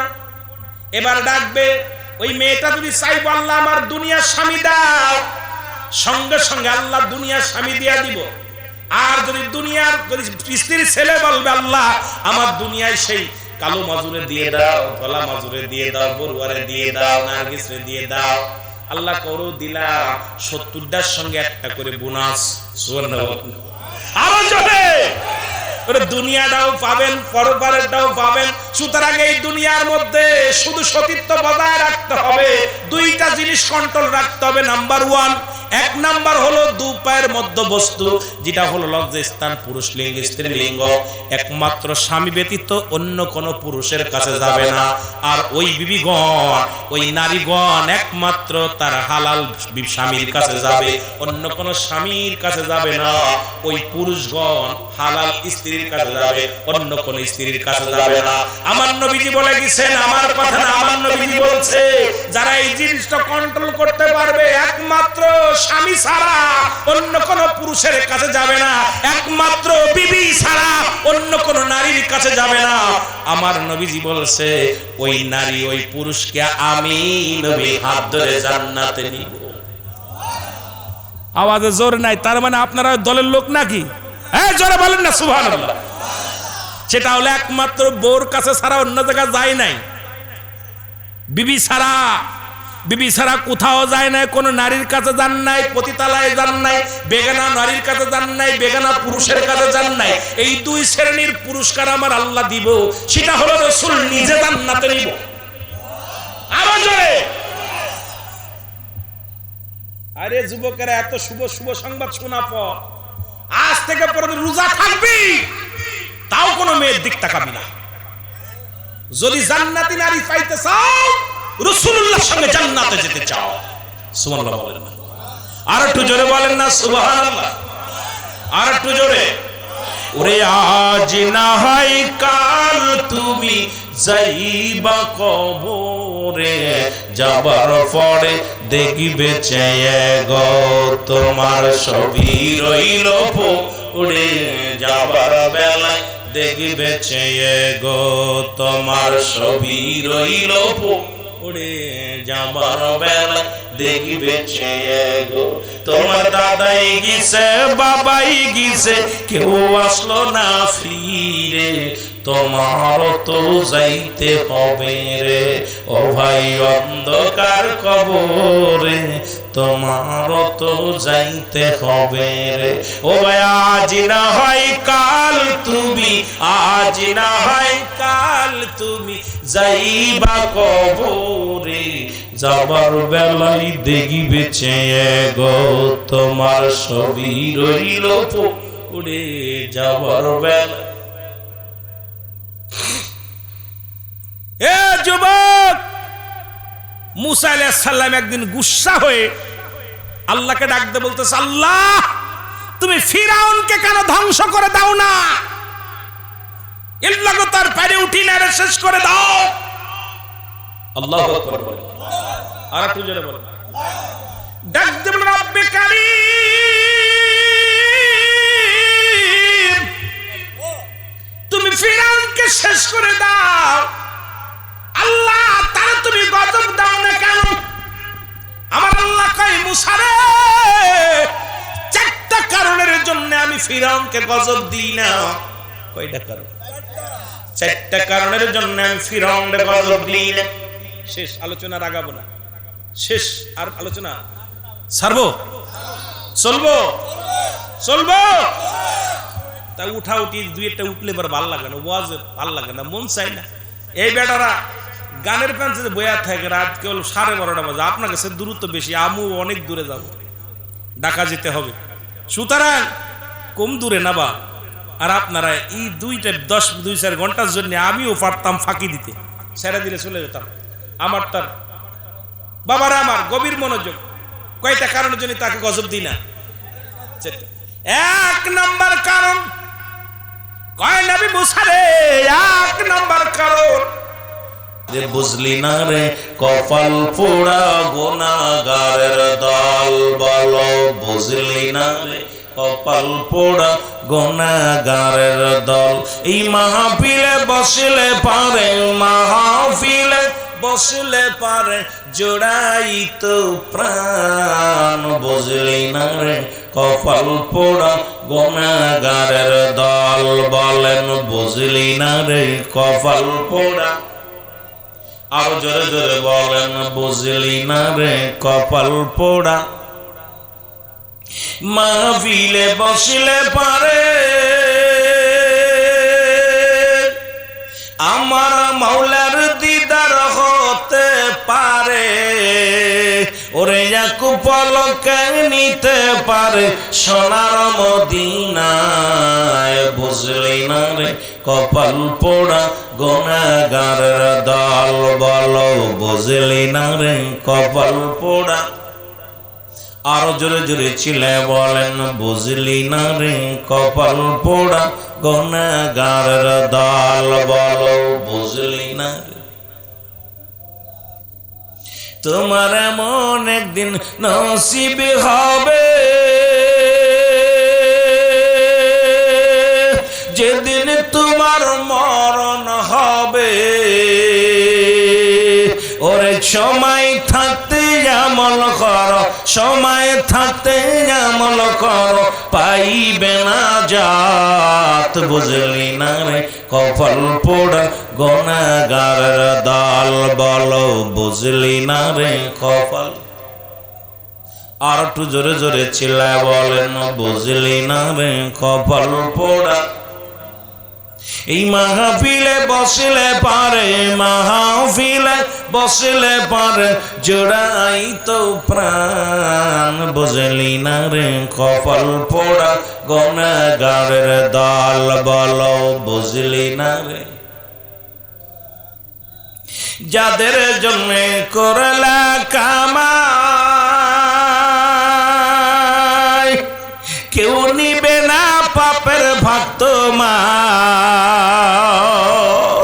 ওরে থাকতে হবে অন্ধকারে থাকতে হবে অন্ধকারে সারা জীবন ভর বুঝলি না রে কপাল পোড়া গুনাহগারের দল বলো বুঝলি না রে কপাল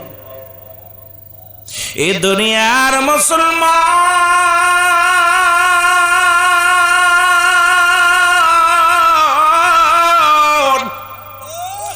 বলতেছিলাম এ জীবন জীবন না এমন একটা জীবন আসবে রে যে দেশে গেলে মানুষের বিচার হয় যে দেশে গেলে মানুষের হিসাব হয় যে দেশে গেলে মানুষ আর কোনোদিন ফিরে আসে না যে দেশে গেলে আর আসাও সম্ভব নয় ও দুনিয়ার মানুষ পৃথিবীর মধ্যে তিনটা বিপদ মানুষের এক নাম্বার বিপদ হলো মানুষের মরণ দুই নাম্বার বিপদ হলো মুসলমান কবর তিন নাম্বার বিপদ হলো কিয়ামতের ময়দান তিনটা বিপদ প্রতিটা মানুষের জীবনে এক নাম্বার বিপদ হলো মানুষের মরণ এই কোরআনুল কারীমের মধ্যে যতগুলো আয়াত আছে যতগুলো পারা আছে যতগুলো মুসলমান সূরা আছে এই ছোট্ট একটা আয়াত অস্বীকার করার মতো ক্ষমতা কারোর নাই যত বড় জ্ঞানী হোক না কেন যত বড় টাকাওয়ালা হোক না কেন পৃথিবীর মধ্যে যত বড় জাননেওয়ালা হোক না কেন ওই একটা আয়াত হলো আমার আল্লাহ বলেন কুল্লু নাফসি যায়কাতুল মাউত এই দুনিয়ার মুসলমান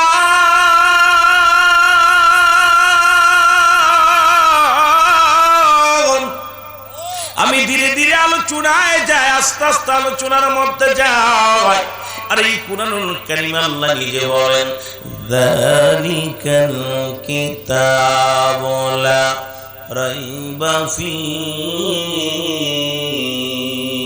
কোন সন্দেহ নাই কিতাবের মধ্যে এই যে মালাকুল মউত আসবে মৃত্যুবরণ হবে এটা বললেন আমার আল্লাহ আর এই কোরআনের কোন একটা আয়াত স্বীকার করার মতো ক্ষমতা নাই আল্লাহ কয় বান্দারে এটা সেই কিতাব এটা সেই কোরআন যার মধ্যে কোনো সন্দেহ নাই যার মধ্যে কোনো ভুল নাই যার মধ্যে কোনো ভেজাল নাই সেই কিতাবের নাম কি আরো জোরে বলেন সেই কিতাবের নাম কি আরো জোরে বলেন কিতাবের নাম কি আল কোরআন ও যুবক শুনে নাও এটা মানবে কারা ইহুদিরা মানবে না খ্রিস্টানেরা মানবে না ইহুদিরা মানবে না নাসারা মানবে না এই মানবে কারা আল্লাহ বলে কারা মানবে শুনে নাও আল্লাহ বলে হুদাল্লিল মুত্তাকিন একমাত্র হেদায়েত প্রাপ্ত বান্দা যারা হবে একমাত্র হেদায়েত প্রাপ্ত বান্দা যারা হবে আল্লাহর বিধান মানবে তারা রাসূলের সুন্নাত মানবে তারা ইসলামের বিধান মানবে তারা পৃথিবীর মধ্যে সব কিছু এই কোরআনের প্রতিটা হরফগুলো মানবে তারা কারা একমাত্র যারা আল্লাহর দ্বীনকে যারা সঠিকভাবে পালন করে আল্লাহর দ্বীন যারা মানে যারা কালেমা পড়েছে লা ইলাহা ইল্লাল্লাহু মুহাম্মাদুর রাসূলুল্লাহ আমার সাথে পড়েন আশহাদু আল্লা ইলাহা ইল্লাল্লাহু ওয়াহদাহু লা শারীকা লাহু ওয়া আশহাদু আন্না মুহাম্মাদান আবদুহু ওয়া রাসূলুহু। জোরে জোরে চিল্লায় বলা যাবে না আল্লাহু আকবার, আর জোরে জোরে চিল্লায় বলা যাবে না আল্লাহু আকবার। মুহাব্বতের সঙ্গে দুরূদ শরীফ পড়ো, আল্লাহুম্মা। দাদু ভাইয়ের একটু জোরে জোরে, ওয়ালা আলি সাইয়্যিদিনা। ওরে একদিন আমায় লইয়া যাবে আজরাইল এসে, ওরে একদিন আমায় লইয়া যাবে আজরাইল এসে, রাসূল থাকিও পাশে আমার মরণের কালে, আমায় থাকিও পাশে আমার মরণের কালে। ভাই বন্ধু সব থাকবে, সবে লাগবে না কাজে, ওরে আমল নামা হইবে সঙ্গী মরণের পরে, আমার মরণের পরে। আসিসনি কেউ আপন জনে কর দুয়া মর জন্যে, আসিসনি কি আপন জনে কর দুয়া মর জন্যে। একদিন আমি চলে যাব মায়ার বাঁধন ছেড়ে, একদিন আমি চলে যাব মায়ার বাঁধন ছেড়ে। যারা আমার আপন ছিল এই ভবের পরে, দিবে মাটি দিবে কাফন মরণের পরে, আমার মরণের পরে। কাঁদবে দুদিন, কাঁদবে 3 দিন, ভুলবে 4 দিন পরে, ওগো কাঁদবে 3 দিন, কাঁদবে 5 দিন, ভুলবে 6 দিন পরে। কেউ রাখবে না মনে আমায়, কেউ রাখবে না মনে। জোরে বলেন ঠিকই না, আর একটু জোরে জোরে চিল্লায় বলো ঠিকই না। এ দুনিয়ার মুসলমান গভীর মনোযোগ। আমি আস্তে আস্তে আলোচনায় যাব বলতেছিলাম, একটু ধীরে ধীরে যুদ্ধ সহকারে কথাগুলো শোনো। 1 নাম্বার বিপদ হলো মানুষের মরণ। এই মরণের কথা বলতে যাইয়া আল্লামা মুফতি আমজাদ আলী সাহেব একটা কিতাব লিখলেন। কিতাবের নাম হলো বারে শরিয়াত। কিতাবের নাম কি? বারে শরিয়াত।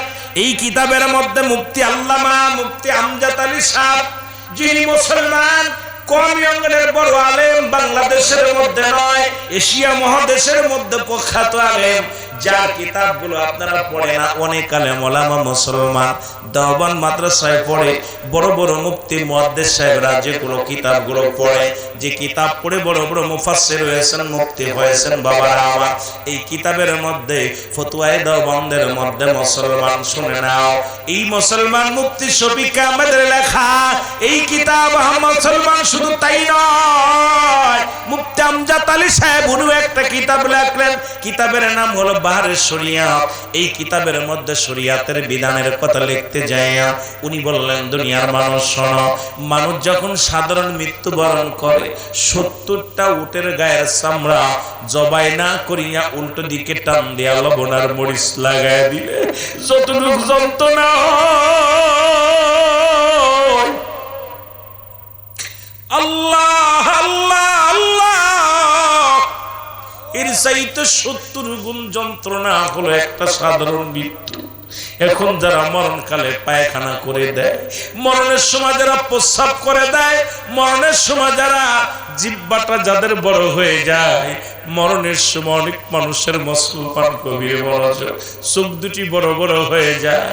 কত মানুষের দাফন করলেন মসজিদের ইমাম সাহেব হুজুর, মসজিদের মুয়াজ্জিম সাহেব হুজুর, মুয়াজ্জিমের মুয়াজ্জিম সাহেব, শুধু মসজিদের মুসলমান শোনো, সেক্রেটারি সভাপতি সাহেব, বড় নামাজি ব্যক্তি যারা আছে, কত মানুষের কাফন পরাইছেন, কত মানুষের দাফন করাইছেন। এই মাদ্রাসার যিনি হাফেজ সাহেব, উনি কত মানুষের গোসল করাইছেন, গোসল করানোর পর দাফন কাফন করাইছে। এই মরণের সময় দেখা গেছে চোখ দুটি বড় বড় হয়ে গেছে, জিহ্বাটা বাইর হয়ে গেছে। ও যুবক, ও যুবক, এই মৃত্যুটা তাদের কত কঠিন। আল্লাহ, এই দুনিয়ার মধ্যে তাদের মরণটা কত কঠিন দিছে আমার আল্লাহ। একটা সাধারণ মৃত্যু যদি হয় এত কঠিন, ওই মৃত্যুটা বড় কত কঠিন একটু জানার দরকার। এই মরণ থেকে পালানোর কোনো পথ নাই, জোরে জোরে চিল্লায়া বলা যাবে না, ঠিক কি না? পালানোর মতো কোনো পথ আছে? ফিরআউন, নমরুদ যারা কারণ যারা খোদাই দাবি করেছিল, আজ তারা কোথায়? ভারতের দিল্লির বাইরা সড়ক। আজকে যারা মুসলমানদের ঘর বাড়ি পুরায় দাও, তুমি হিন্দু রাজ্য, যদিও তোমাদের বিরুদ্ধে কথা বলতে চাই না, দুঃখের বিষয় 400-র উপরে মুসলমানদেরকে আজ 3 দিনের মধ্যে হত্যা করা হলো। বড় কষ্ট। আজকে দেখলাম মসজিদ থেকে পিটায় পিটায় বাইর করে দেওয়া হয়। মুসলমান মুরব্বী বাবারা দাড়িগুলো পাকা, এই মুরব্বীরা মসজিদের মধ্যে বয়া বয়া তসবিহ পড়তেছেন। জুম্মার নামাজটা পড়তে দেন নাই। জুম্মার দিনে মসজিদের ভিতরে জুতা স্যান্ডেল পরে অসংখ্য মুসলমানদেরকে পিটায় পিটায় মসজিদ থেকে বাইর করা হচ্ছে, মসজিদে আগুন দিয়ে পুড়িয়ে দেওয়া হচ্ছে। শুধু তাই নয়, মুসলমান শোনে না, সবচেয়ে বেশি কষ্ট পাইলাম আমি জাহিলা জামানাও যেটা হয় নাই, বর্তমান দেখলাম ভারতের মধ্যে মুসলমান পশ্চিমবঙ্গে। ও যুবক, সবচেয়ে বড় কষ্ট লাগছে, অন্তরের ভিতরে আঘাত লাগছে। মানুষগুলো মারা গেছে, কবরগুলো তারা কোদাল দিয়ে খুঁজতেছে এবং কবর উপর পেট্রোল ঢেলে আগুন ঢেলে দিয়ে আগুন জ্বালিয়ে দেওয়া হচ্ছে। জোরে বলেন ঠিক কিনা? কোথায় রে মুসলমান, জাগো! সুন্নি মুসলমান জাগো! আর ঘুমানোর সময় নাই, আর ঘুমানোর সময় নাই। কিয়ামত আর বেশি দিন দেরি নাই। রাসূল বলেছেন কিয়ামতের আগে কাশ্মীর মুসলমানদের দখলে আসবে, হয়তো আর বেশি দিন দেরি নাই। কারণ মুসলমানদের উপরে যেভাবে রুলার ডলানো হচ্ছে, সুতরাং আমার মন বলে অতি ফস করে মুসলমানদের বিজয় আসবে। জোরে বলেন ঠিক কি না? আর একটু জোরে জোরে চিল্লায় বলেন ঠিক কি না? আপনারা যারা দেখেছেন মিডিয়ার মধ্যে, আমি আমার নিজেকে আমি ধরে রাখতে পারি নাই।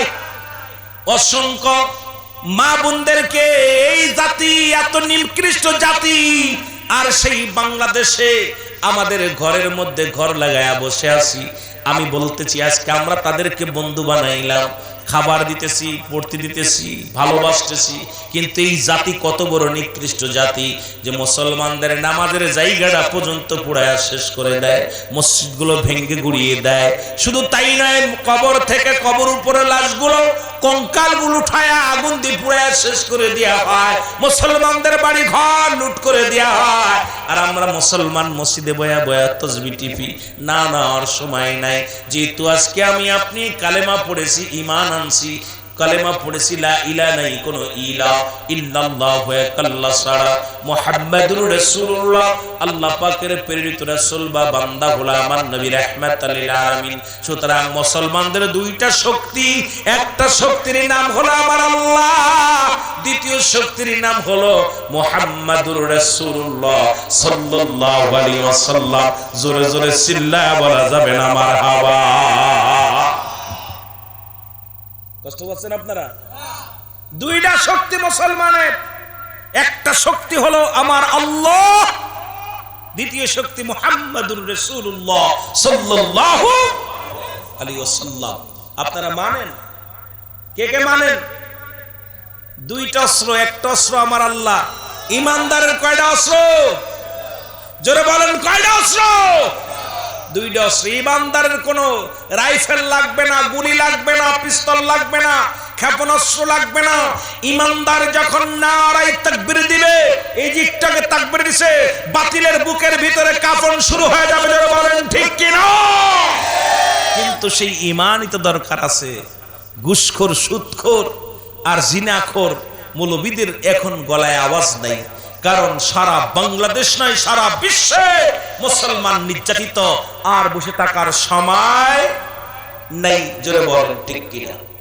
আমার ভাইরা, আমার বন্ধুরা, আমার কথাগুলো বলতে গেলে শুধু ওয়াজ চলে আসে, দেখা যাক কোন দিকে যাওয়া যায়। ও যুবক, গভীর মনোযোগ। রাসূল পাক সাল্লাল্লাহু আলাইহি ওয়াসাল্লাম এই দিনের মধ্যে যখন দাওয়াতের কাজ, ইসলামের জন্য আসলেন, একটা মাত্র একটা মাত্র দাওয়াত দিলেন, সেটা হলো আমি আল্লাহর প্রেরিত রাসূল। বান্দা তোমরা মেনে নাও আল্লাহ ছাড়া কোনো মাবুদ নাই, আল্লাহ ছাড়া কোনো ইলাহ নাই। আল্লাহ ছাড়া কি নাই? মুসলমান, এই পৃথিবীর মধ্যে আর কিছু নাই, সব কিছুর মালিক কে? আরো জোরে বলেন কে? আল্লাহু আহাদ, আল্লাহু আকবার বলো।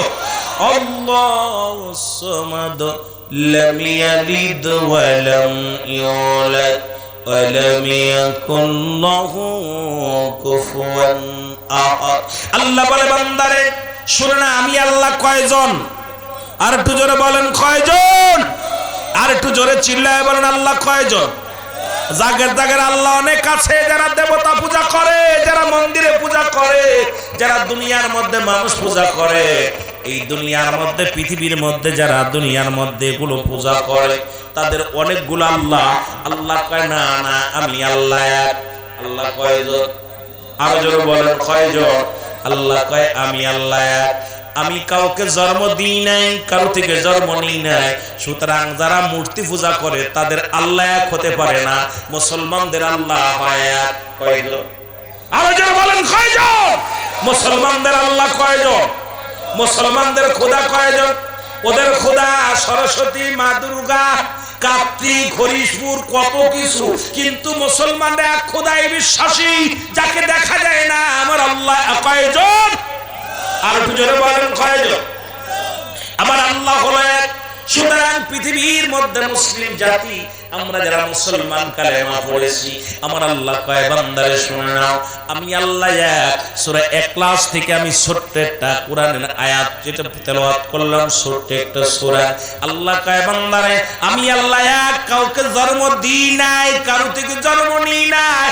আসমান জমিনের মধ্যে আমার সমতুল্য সমকক্ষ আর কেউ নাই। সারা পৃথিবী, তামাম পৃথিবী আমার মুখাফেকি, আমি কারোর মুখাফেকিও নাই। যারা বলেন ঠিক, আল্লাহরে সালাই কে? আল্লাহরে খাওয়াই কে? আল্লাহরে পড়াই কে? কথা বলেন না রে, কে? আপনারে খাওয়াই কে? একটু জোরে বলতে হবে কে? এই মুসলমান খুলনার মানুষগুলো, সাতক্ষীরা, খুলনার দুইটা অঞ্চলের মানুষগুলো এখানে আছে, একটু বুঝে নিতে হবে। সুতরাং আমার আল্লাহর কোনো শরীক নাই, আল্লাহর কোনো ছেলে নাই, মেয়ে নাই, আল্লাহর কোনো পরিবার পরিজন নয়। আমরা যারা মুসলমান মানি আল্লাহ এক, ঠিক কি না? আজকে আমরা সেই খোদার জন্য জীবন দিতে পারবো কে কে? একটু হাত তুলে দেখা দেয়। কোন ব্যক্তির জন্য নয়, কোন নেতার জন্য নয়, আল্লাহ আল্লাহ রাসূলের জন্য জীবন দিতে রাজি আছি। জোরে বলেন আল্লাহু আকবার। আরো জোরে বলেন রাজি আছেন তো? কার জন্য? কোন মুন্সির জন্য নয়, কোন নেতার জন্য নয়।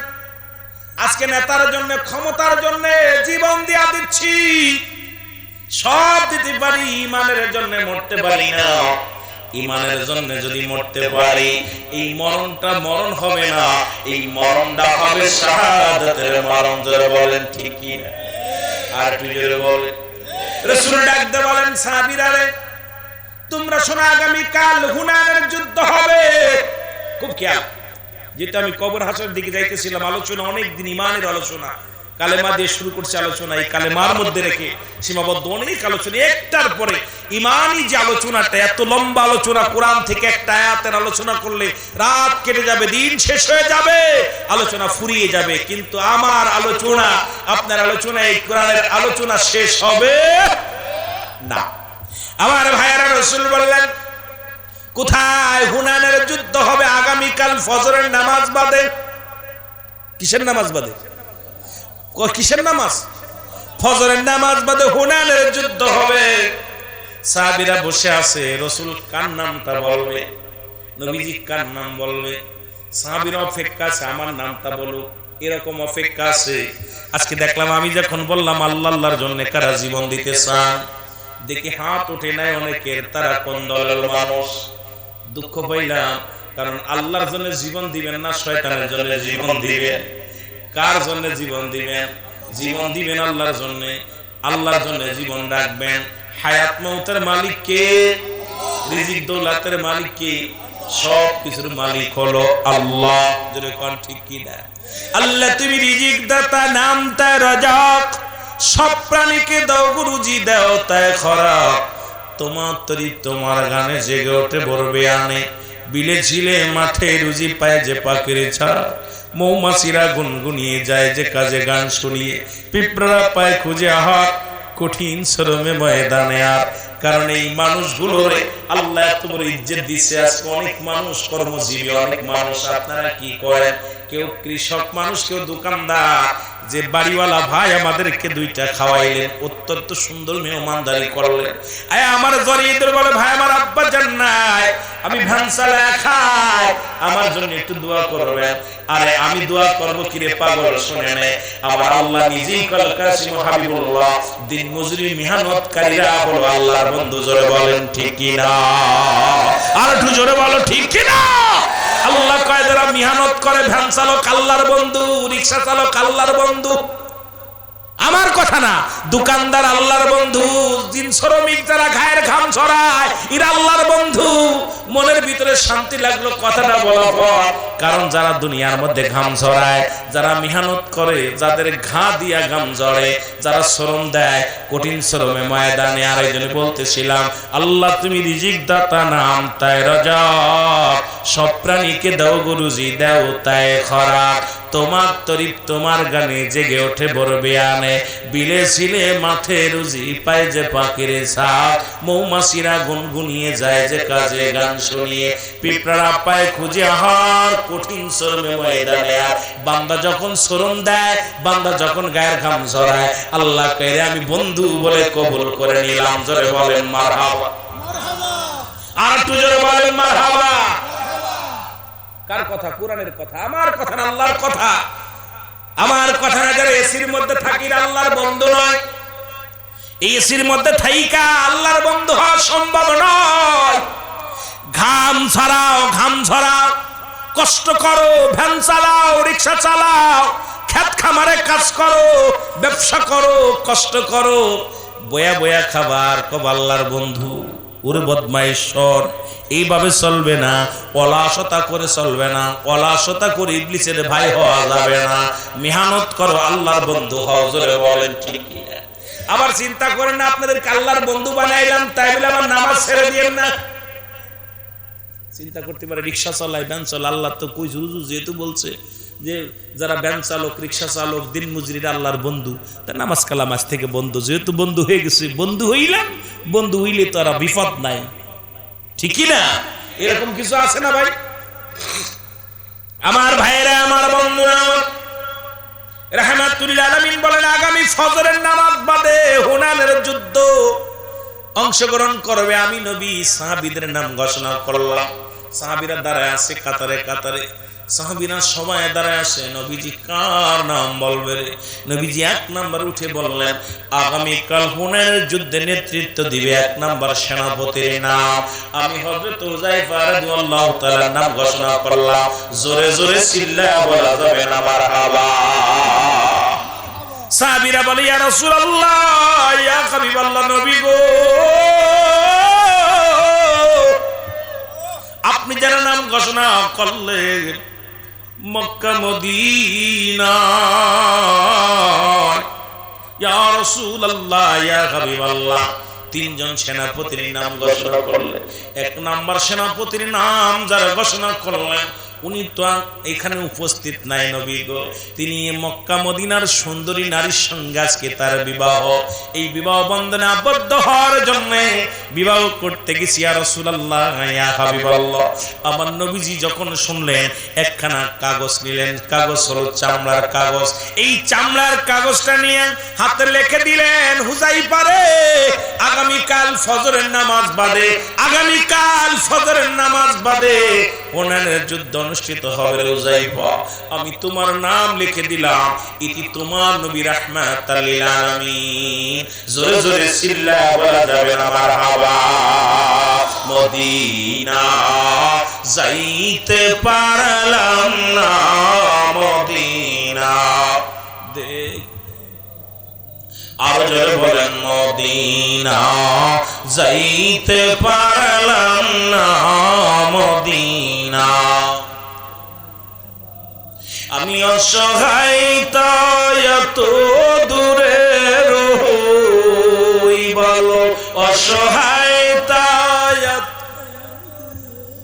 দূর থেকে সালাম জানাই, বলো দূর থেকে সালাম জানাই। মদিনা যাইতে পারলাম না মদিনা। একটু মহব্বতে বলেন মদিনা যাইতে পারলাম না মদিনা। মদিনার নাম কত মধু,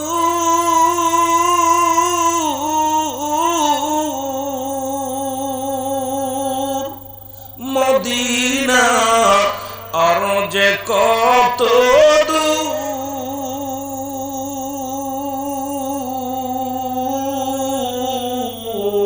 ওই মদিনার পথের দুলি, বলো ওই মদিনা মাখতে পারলাম না মদিনা যাইতে পারলাম না মদিনা। আর জোরে জোরে ছিলে বলেন মদিনা যাইতে পারলাম না মদিনা। এ দুনিয়ার মুসলমান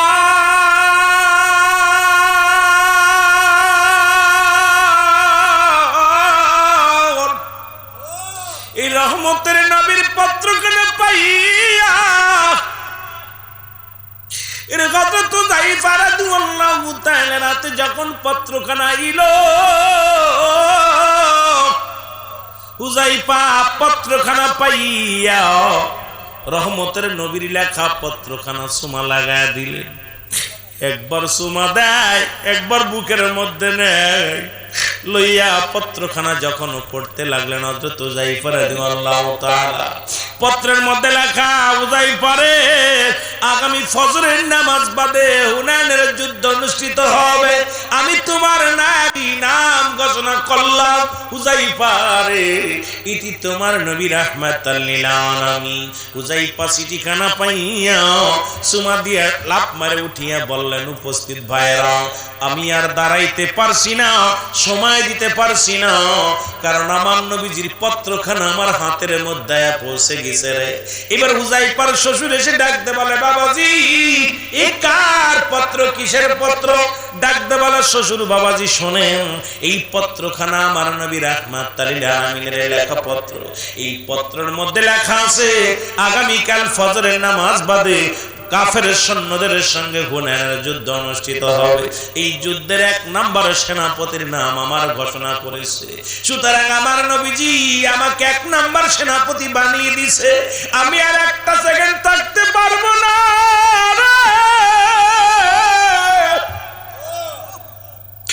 উপস্থিত মুসল্লিরা ডাকতে বলো, হুযায়ফা সবে মাত্র বিয়ে হলো, একটু দেরি করো, তোমাদের দোয়া করা হবে, আনুষ্ঠানিকতা বাদ রয়েছে, শুধু দোয়া করিয়া কন্যাকে তোমার হাতে তুলে দিব। হুযায়ফা কয় আমার 1 মিনিটের সময় নাই। আমি দৌড়াইলাম, হুযায়ফা দৌড়াইয়া চলে গেলেন, যায় দেখো রাসূলুল্লাহর কদমে গেলেন, সালাম দা, আসসালামু আলাইকুম ইয়া রাসূলুল্লাহ, আসসালামু আলাইকুম ইয়া হাবিবাল্লাহ, আসসালামু আলাইকুম ইয়া রাহমাতাল লিল আলামিন। রাহমাতাল লিল আলামিন আপনি উম্মতের সাবিন, বল রাহমাতাল লিল, ওগো আপনি উম্মতের সাবিন, গুনাহগারের অতি আপনজন আল্লাহর নবী, নূরের নবী গো আপনি নবী আমার জীবনের জীবন, বলেন আপনি নবী আমার, আরো জোরে জোরে বলেন আপনি নবী আমার। আপনি আমার জীবন সাথী, অন্ধকার কবরের বাতি। আপনি আমার জীবন সাথী, অন্ধকার কবরের বাতি। আপনাই সারা বলেন বাসি কেমনে। আল্লাহ নবী, নূর নবী গো, আপনি নবী আমার জীবনের জীবন। বলেন আপনি নবী আমার জীবন। রাহমাতাল লিল আলামিন, রাহমাতাল লিল। ওগো আপনি উম্মতের জানবীন, গুনাহগারের অতি আপনজন। বলেন গুনাহগারের অতি। ওমা আরসালনাকা ইল্লা রাহমাতাল লিল আলামিন। ও আপনি নবী আমার উম্মতের জাবিন, আপনি নবী আমার উম্মতের জাবিন। জোরে জোরে চিল্লা বলা যাবে না মারহাবা। এই দুনিয়ার মুসলমান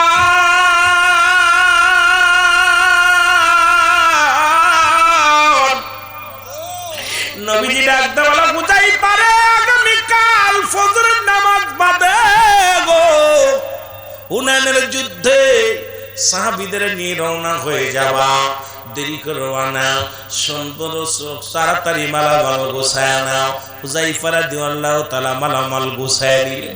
আমার বাবারা খুব খেয়াল করবেন, নবীর এসকে দেওয়া না ইসলামের জন্য কেমন পাগল ছিল। যখন মালামাল গুলো গোছায় নিলেন, ফজরের আযান হয়ে গেল। আযান হয় সালাতু খায়রুম মিনান নাওম, ঘুম থেকে নামাজ উঠতো। মানুষগুলো লাফ দিয়ে উঠে গেলেন, সাহাবীরা ঘুম থেকে উঠলেন। নবীজি ইমামতি করলেন, এমন নবীর উম্মত আমরা।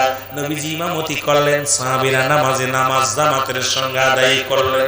আল্লাহ নবীজি সাহাবীদেরকে দিয়ে ও মুসলমান পাঠিয়ে দিবে যুদ্ধের ময়দানে। এমন সময় রাসূলুল্লাহ ফজরের নামাজ বাদে সাহাবীদেরকে নিয়ে একটু বসতেন। ঈশার নামাজ বাদে সাহাবীদেরকে নিয়ে বসতেন। নবীজি বসে তালিম দিতেছিলেন। এমন সময় একখানা পত্র আসলো। পত্রখানা এক ইহুদি নিয়ে আসলেন। আসিয়া কয় হুযায়ফা, কে রে হুযায়ফা? হুযায়ফার সামনে যখন পত্রখানা দেয়া হলো, হুযায়ফা পত্রখানা পড়ে দেখে বিবি লেখছে, স্বামী রে